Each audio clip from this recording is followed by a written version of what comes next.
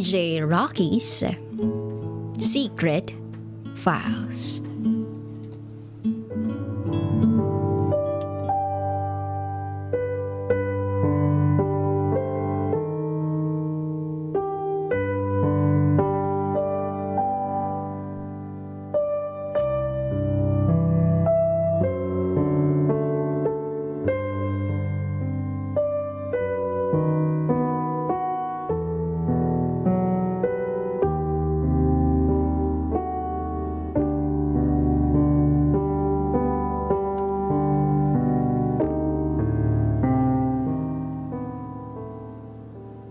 Nakita ko ang fiancé ko.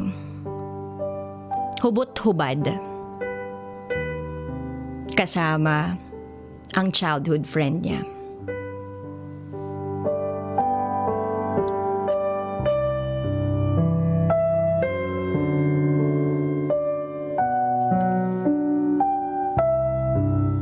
A total of 7 years, 3 months, 2 weeks, and 10 hours. 4 years na tayong in a relationship. When you proposed to me right after ng graduation natin. March 2015. Excited tayo. We were planning to get married by December 2018. Pero anong ginawa mo? Anong ginawa mo? Hanggang ngayon nagtatanong ako eh. Bakit? Bakit?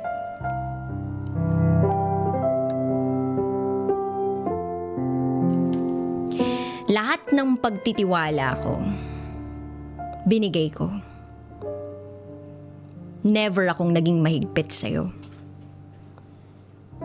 Oo, nagkakaroon tayo paminsan-minsan ng arguments.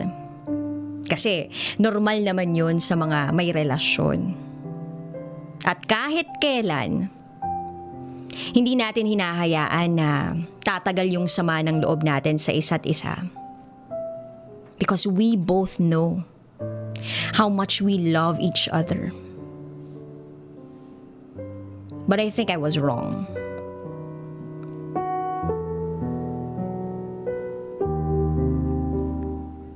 Last year, June 2, 2017, at exactly 3:17 in the afternoon, you texted me. You texted me na may lakad kayo nila mommy mo, and then by night, magkakaroon kayo ng family dinner. Gusto mo akong isama, pero sabi ko, hindi kaya. Kasi may meeting ako. Nagtatampo ka pa, pero sabi ko, babawi ako. Ngayon lang naman ako hindi makakasama at sinuyo pa kita, wag lang tayong mag-away.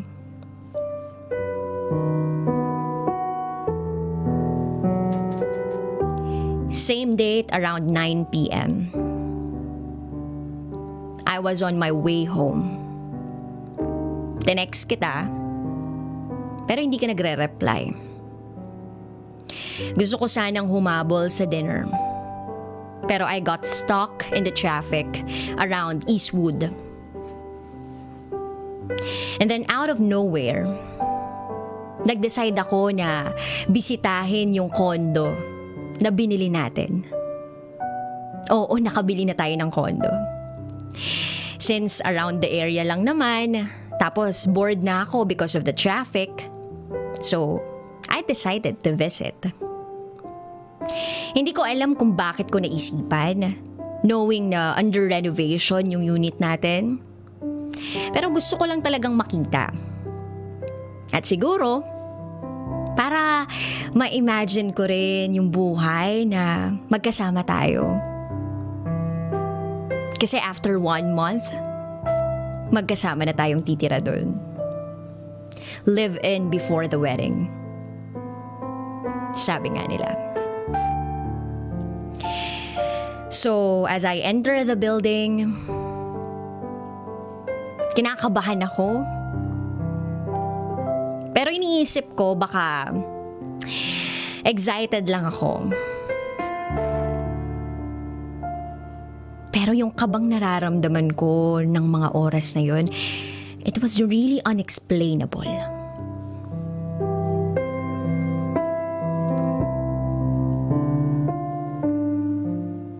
Noong nasa floor na ako, and as I walk going in front of the unit, medyo natakot ako kasi walang tao. At para bang gusto ko nang tumakbo pababa. Pero syempre, nagtapang-tamakan ako. I stood in front of the unit. Pero parang may naririnig akong ingay sa loob ng unit natin. I was about to call you. But when I tried to open the door,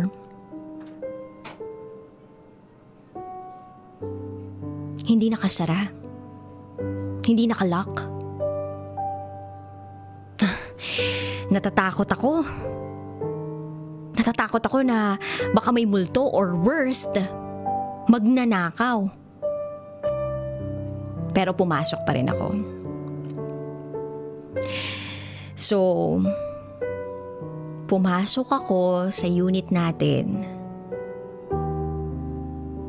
Dahan-dahan. Sobrang dilim.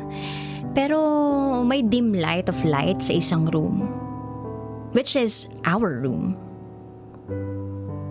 Naglakad ako papalapit. At sinubukan kong buksan yung ilaw.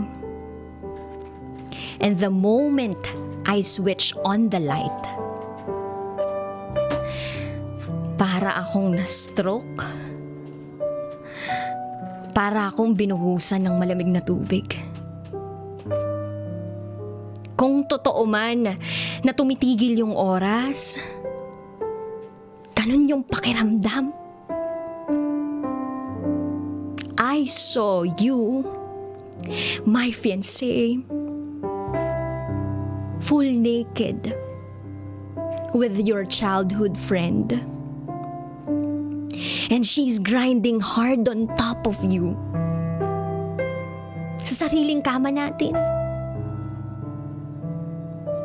Of course, gulat kayo pareho when you saw me at halos itago nyo yung katawan at pagmumukha ninyo sa aking dalawa.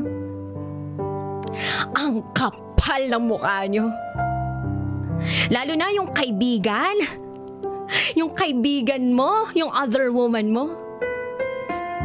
Simula nung bumalik siya galing sa kung saang manggubat, she insisted herself na mag-third wheel sa halos lahat ng gala natin na kahit hindi ako komportable, hinahayaan ko. Kasi gusto mo, 'di ba?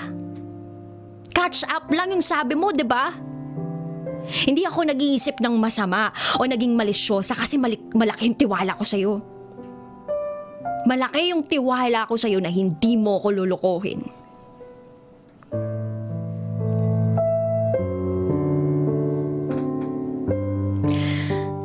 Ilang minuto pa yung lumipas bago ako bumalik sa katotohanan. Nakabihis ka na. At nasa tapat na kita. Sinusubukan mo akong hawakan pero umiiwas ako. Alam mo yung gusto kong umiyak, pero kahit isang luha walang gustong lumabas. Wala. And when you insisted yourself to hug me, isang sampal lang yung nabitawan ko. Nandidiri ako. Nakakadiri. Sa inyo, sa'yo. Lalo na sa sarili ko. Ang daming tanong sa isip ko. Gaano ko muna ako katagal niloloko? Bakit mo ginawa? Kapag ba may nangyayari sa atin,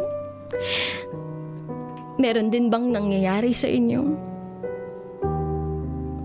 Bakit? Bakit kayong pa? You even tried to explain everything to me. Blah, blah, blah, blah, blah. Pero wala akong halos naintindihan. Ang tanging nakakuha lang ng attention ko was when you told me na she seduced you dahil din sa lasing ka. Lasing ka. Amoy na amoy ko sa katawan mo yung pabango mo. At amoy na amoy ko rin sa bibig mo yung mouthwash mo. Sinubukan kong tanungin kung kailan pa may nangyayari sa inyo. Sabi mo ngayon lang. Almost every week mo pinupuntahan yung condo for monitoring, di ba? Yun pala. Iba na yung minomonitor mo.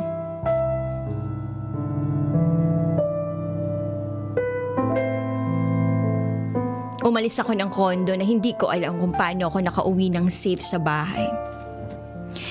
Knowing na sobrang blanko ng isip ko. Na parang gusto ko na lang ibangga yung sasakyan. Pinilit mo akong habulin pero hindi ko talaga matake na makita ko kahit ano mo. Anino mo. I gave you everything, Ken. Ken, lahat-lahat. Halos wala nang matira sa akin. Binigay ko lahat. Kasi mahal kita eh.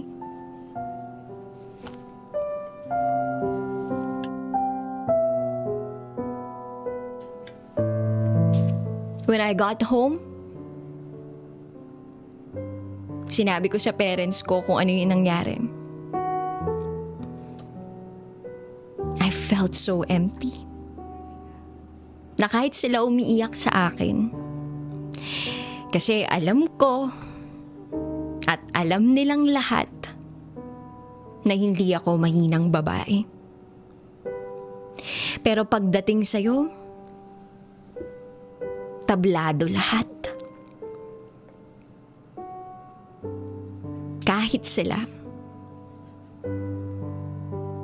I betrayed my own family just to fight my love for you. Kasi ikaw Ken, ikaw yung strength. At ikaw din yung weakness ko. Ilang beses kang sumubok pumunta sa bahay. Pero hindi kita hinaharap. Kasi baka masaktan ka ng mga kuya ko. And then a week after, pumunta ka uli. I asked my brothers and my parents na huwag kang saktan o pagsalitaan ng masama. Hinayaan ka nilang makapasok sa bahay. At hinayaan kitang magpaliwanag. Pero ang kapal lang ng mukha mo. Nang sinabi mo sa akin na huwag kong ipaalam sa parents mo. Kasi gagawin mo pa lahat to win me back. Pero bago pa kita hayaang pumasok sa bahay ko at magpaliwanag ng mga kasinungalingan mo, sinabi ko na lahat sa parents mo.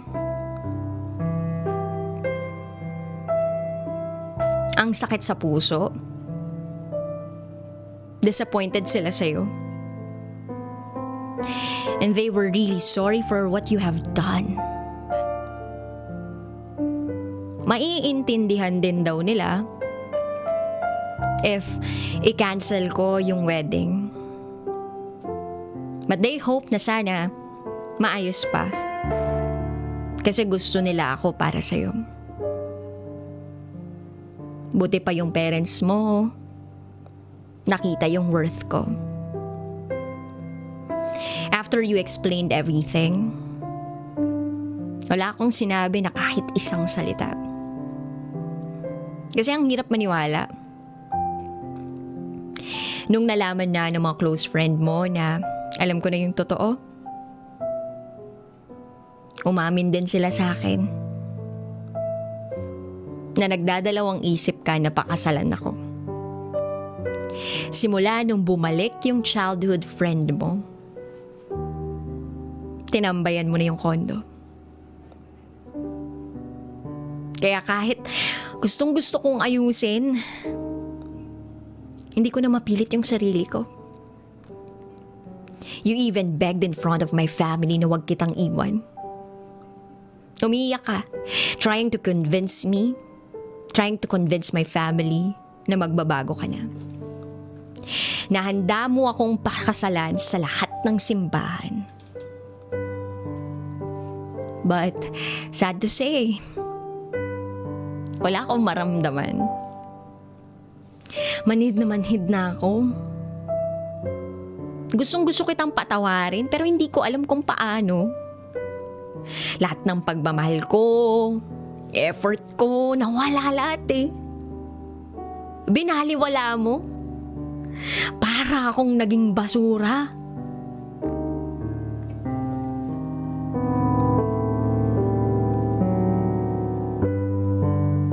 Binalik ko sa'yo yung singsing at lahat ng gamit na ibinigay mo. Para wala kang masusumbat sa akin. Wala na ring kasal. Wala na. Sapat na lahat ng narinig ko. Nalaman ko, nakita ko para masabing hindi ikaw yung para sa akin.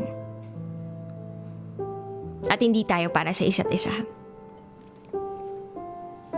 Self-worth na lang yung konting natitira sa akin. Ayokong ipagdamot yun sa sarili ko kasi inubos mo eh. Inubos mo, wala kang itinira sa akin. Binigay ko lahat. Halos magalit sa akin yung parents ko before dahil both of them came from a conservative family. Pero dahil sa pagmamahal ko sa'yo, lahat ng first binigay ko. And oh, never palang magiging sapat yun sa katulad mong lalaki na hindi marunong makontento at walang kayang panindigang pangako. Salamat sa masasayang alaala, Ken. Maybe not everyone deserves second chances.